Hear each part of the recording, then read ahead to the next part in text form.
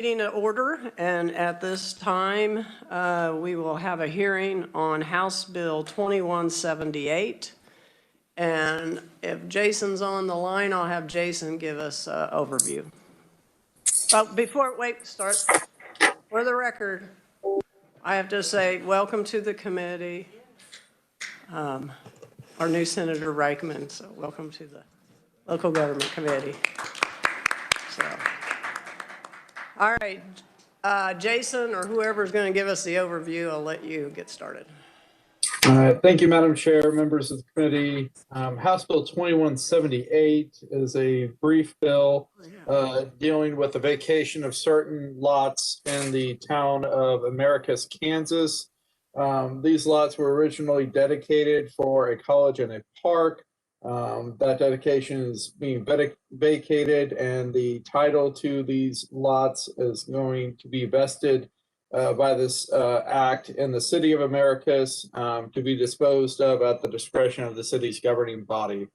The section would go into effect on July 1st of this year if enacted, and I'd be happy to answer any questions.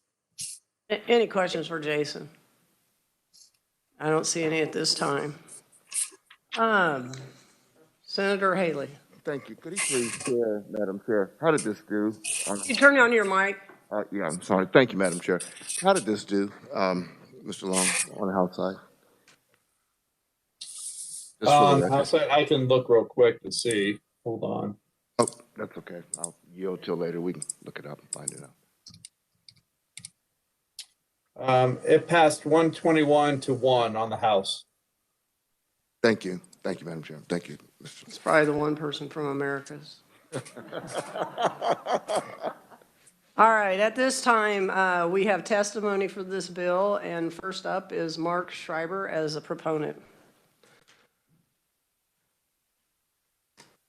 Mark, would you like to read the bill or explain it? I mean, it's awful long. Yeah. You don't have enough time today, Madam Chair. Okay. Welcome to the committee. Thank you. Thank you. I'm Representative Mark Schreiber, and Americus is in my district. The mayor of Americus wrote the testimony, actually, and he's not able to be here. So I just wanted to say a few words. Americus is a town of about 800 folks in kind of the northwest part of the county. Way back when it was platted, they thought they'd put a university there and a city park. They already have a park. Emporia beat them to putting a university in, so they no longer need that restriction on that property, and they would like to develop it for future residences or other things that the city might need. So last year we had the bill in here as well, but it got COVID and died. So anyway, I'll answer any questions, but it's pretty simple and straightforward. You know, there is a college in Haviland, Kansas, so you just can't see it on the highway, but yeah. So there still is hope. Okay. Any questions for Representative Schreiber? Senator Vascado. Thank you, Madam Chair. So, Representative, so you said you reside there? Not in Americus. I live in the bigger town in Lyon County, Emporia. But what was your connection again? Your connection? With Americus? It's in my district. Okay, it's in your district. Yeah. Okay. Yeah. Thank you, Madam Chair. Not buying development property, right? No, okay. No. All right. Thank you, Representative. Next, we have Amanda Stanley, League of Municipalities, as a proponent. Amanda, are you on there? I see you up there on WebEx. Welcome to the committee. Thank you so much, Madam Chairwoman, for allowing me to come testify today on this bill. Representative Schreiber's already given you the highlights. I just want to hit a couple other things.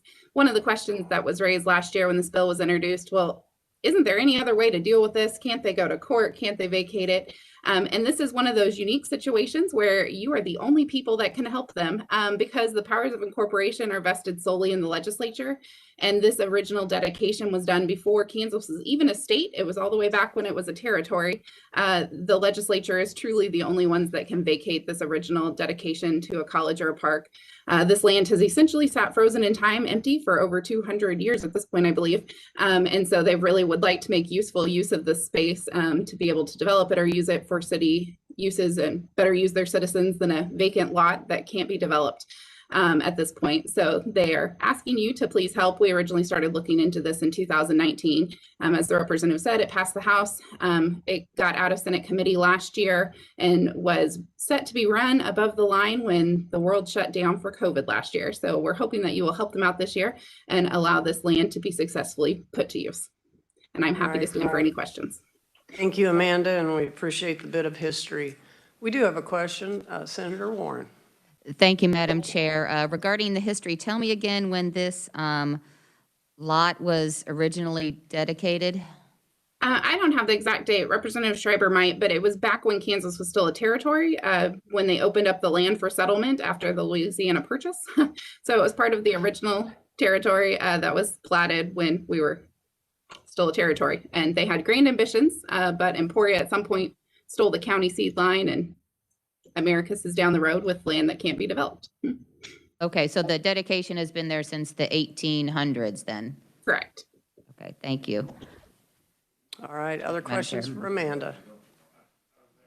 I was going to ask, what were you doing to help them out, Mark? So, okay, we have written testimony from Americus Mayor Dustin Wright as a proponent. Is there anyone else here today that would like to speak as a proponent? Anyone like to speak as an opponent? Anyone like to speak as a neutral? Seeing none, we'll close the hearing on House Bill 2178. And at this time, we will begin the hearing on House Bill 2175, creating the Dwayne Peaslee Technical Training Center District. So with that, Jason, would you like to give us an overview of that bill? Yes, Madam Chair, members of the committee, House Bill 2175 would create the Dwayne Peaslee Technical Training Center District Act. Currently, as I understand it, the Dwayne Peaslee Technical Training Center is a nonprofit corporation operating in Douglas County. Under the bill, the Board of County Commissioners for Douglas County would have the opportunity to establish a district as a public corporate entity. So Section 3 of the bill directs the Board of County Commissioners for Douglas County to submit that question to the voters of the county as whether or not the Technical Training Center District should be created. If that is approved and the district is created, then the current governing board of the training center would be dissolved, and the Board of County Commissioners is directed to establish a new 7-member governing board by the adoption of a resolution. Section 4 then provides that all contracts, bonds, debts, and other obligations of the existing training center would be assumed by the new district that would be created.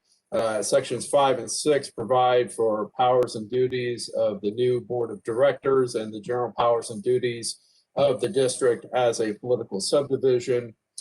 Finally, Section 7 requires the new board of directors to prepare and publish an annual budget in the same manner as other municipal taxing authorities, and then authorizes a tax levy of up to 1/2 mil on the tangible taxable property of the district. The district is comprised of all the territory in Douglas County.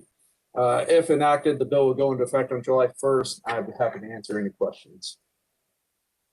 Questions for Jason? I don't see any at this time. We will move to our first conferee, and we have testimony by Senator Francisco as a proponent.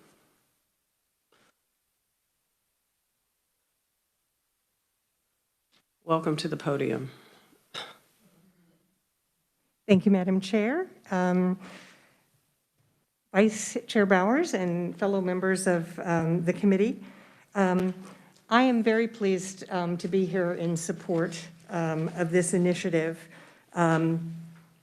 You heard the explanation, and that's some of what I included in my written testimony.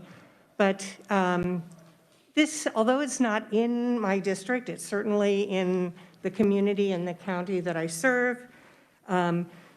Since the training center was established in 2015, it has grown significantly.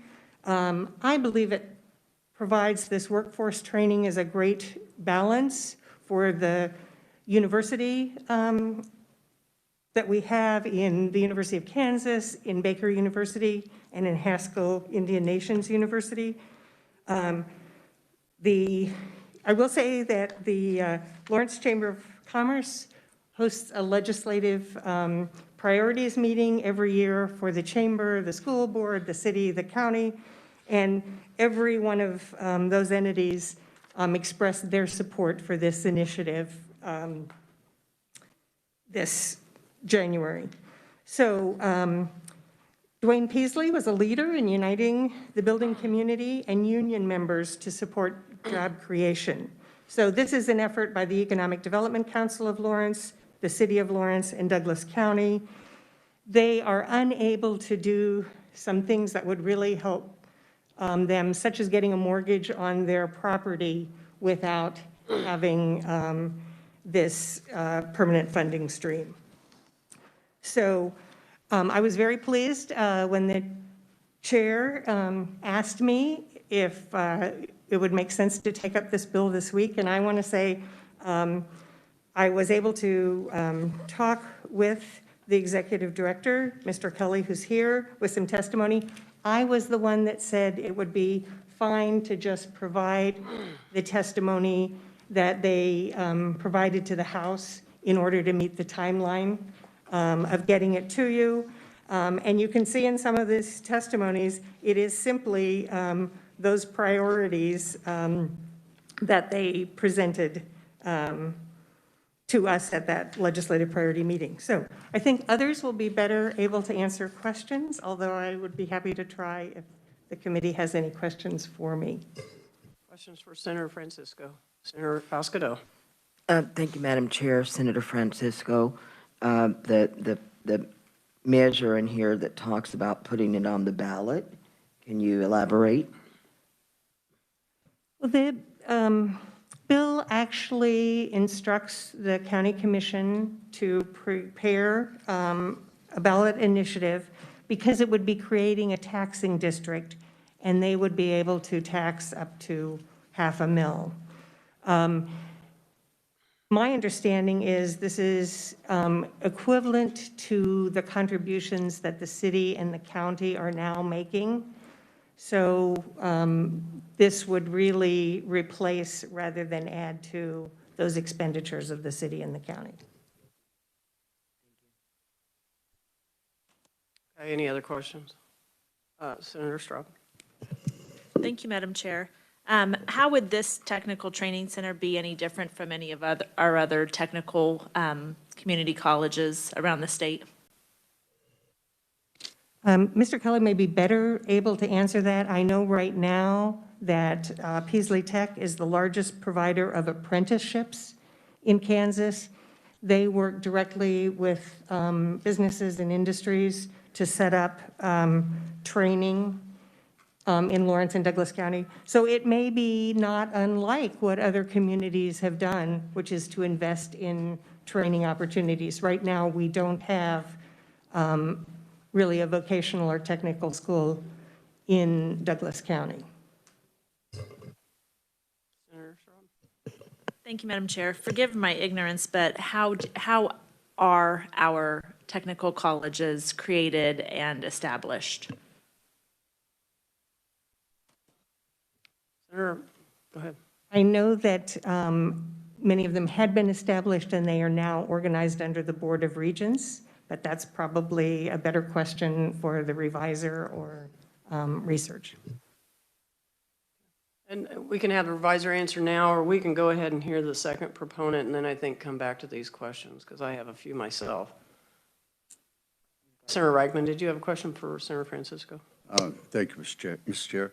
When you're talking about $500,000, how much money are we talking about for the area there, you know?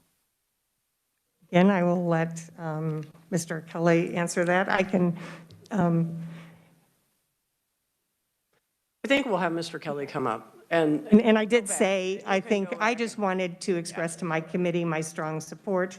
Thank you. All right. Thank you. We're going to move on. And our next conferee is Kevin Kelley, Chief Executive Officer of the Peasley Tech. And he's here as proponent. Welcome to the committee. Thank you. I'd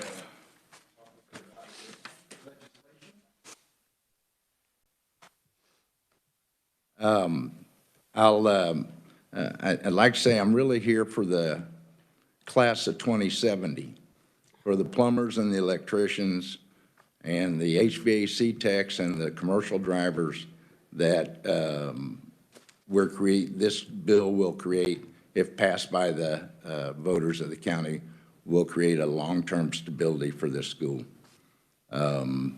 We have had great growth.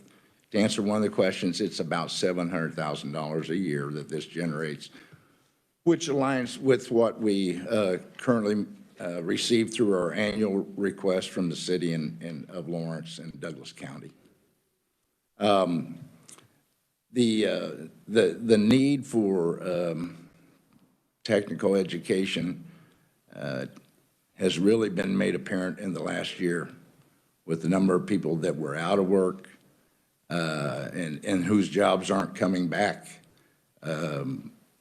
During this last year, under a grant that we received, we trained more than 100 people who had worked in hospitality and restaurants and other things into livable wage jobs as electricians or plumbers or many, many other programs that we offer.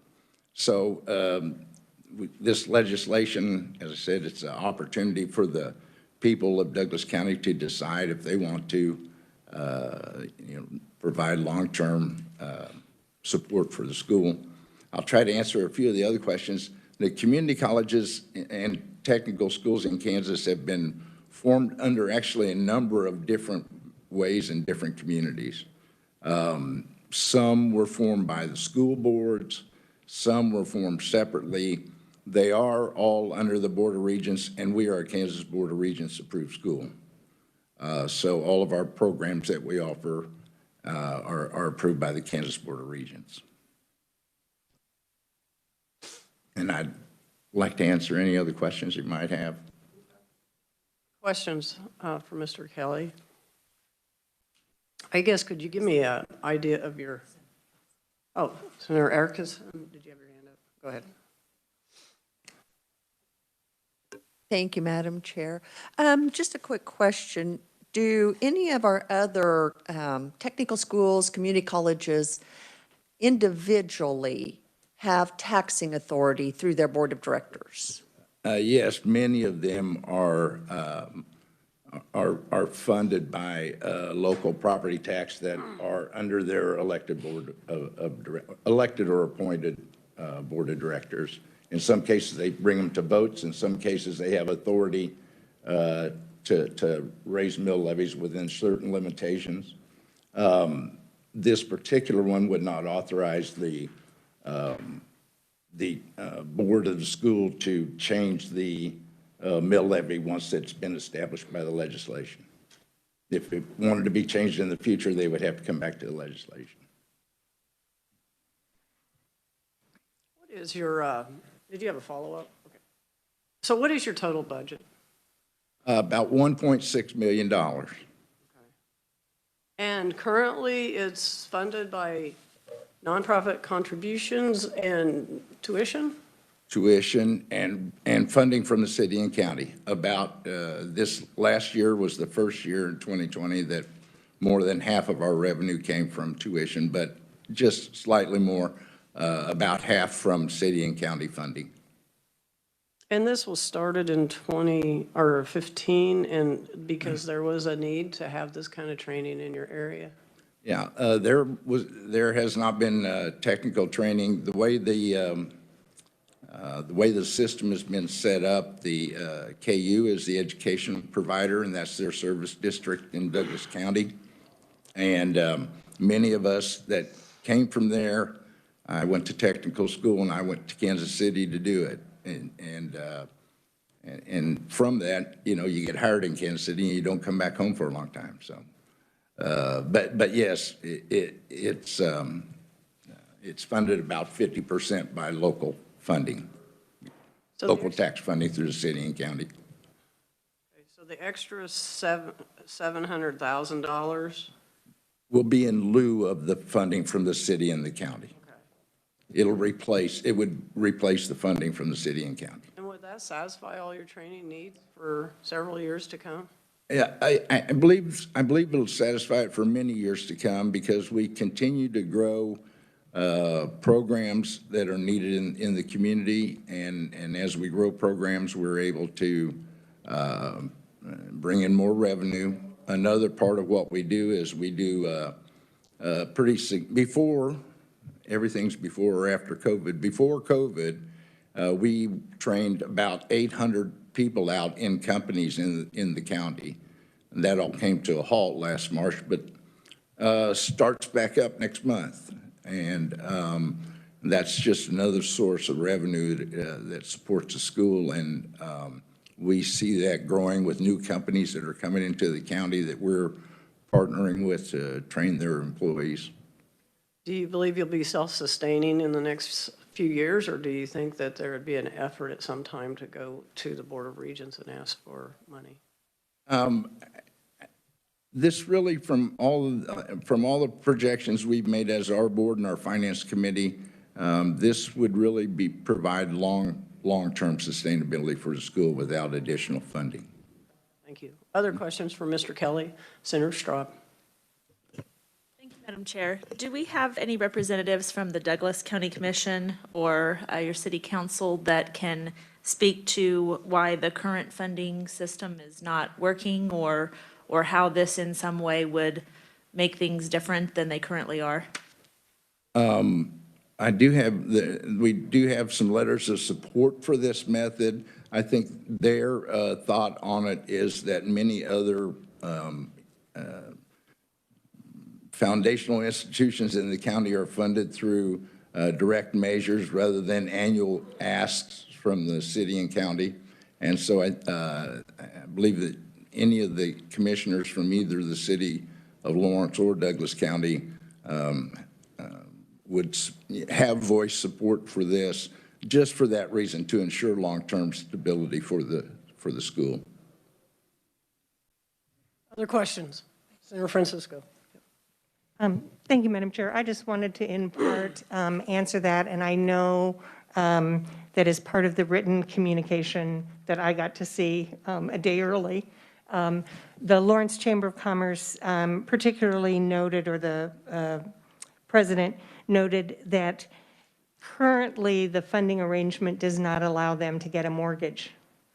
And certainly this is a time when those mortgage rates are very low, and that would be a perfect time to invest in that building. So, Mr. Kelley, is it a lease right now that you're under?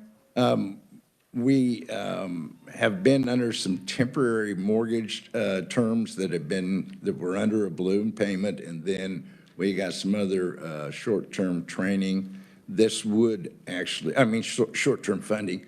This would also then allow us to expand buildings on the campus and have a mortgage, and to support a mortgage for our building, because the bank then sees that we have a long-term revenue source versus whether we're just getting one on a year-by-year basis. All right. Senator Bowers. Thank you, Madam Chair. Welcome to the committee, and in person too. Thank you. What's a going rate for a tuition hourly, your hourly rate?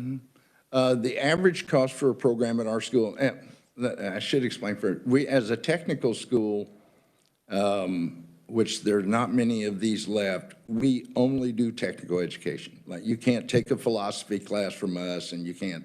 So the average cost for a training program is $2,500.